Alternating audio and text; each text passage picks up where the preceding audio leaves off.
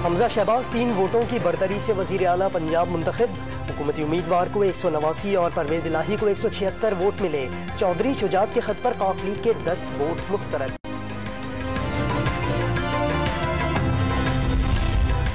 लाहौर में deputy speaker की ruling के खिलाफ तहरीक इंसाफ और काफ लीग का हंगामी इजलास।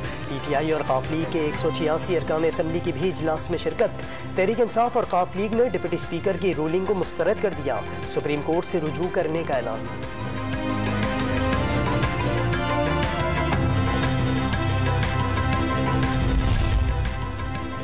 साबिक सदर आसिफ जरदारी की सियासी रवादारी ने बहरान का खात्मा कर दिया। इत्तेहादी जमातों के कायदीन की सियासी बसीरत, इत्तेहाद और हिमायत से जमहूरियत फतहमंद हुई। चौधरी शुजात, उनके खानदान और साथियों को खराज तहसीन पेश करता हूँ। वजीर आजम शहबाज शरीफ ने हमजा शहबाज की कामयाबी को जमहूरियत और आईनी इक़्तिदार की जीत करार दे दिया।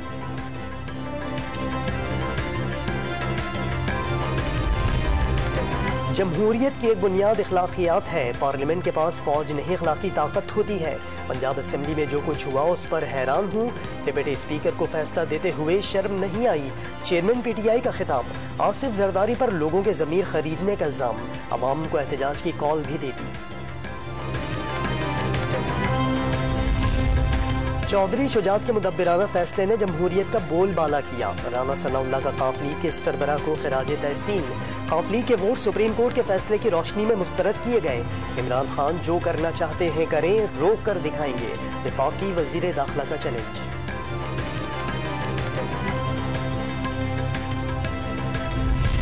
इमरान खान ने अपने इक़्तिदार के लिए चौधरी खानदान में फूट डलवाई। मरियम नवाज का दावा। चौधरी शुजात ने दबाव के बावजूद उसूली फैसला किया। PTI सरबराह ने चौधरी परवेज इलाही की स्पीकरशिप के साथ असम्बली रुकनियत भी छीन ली।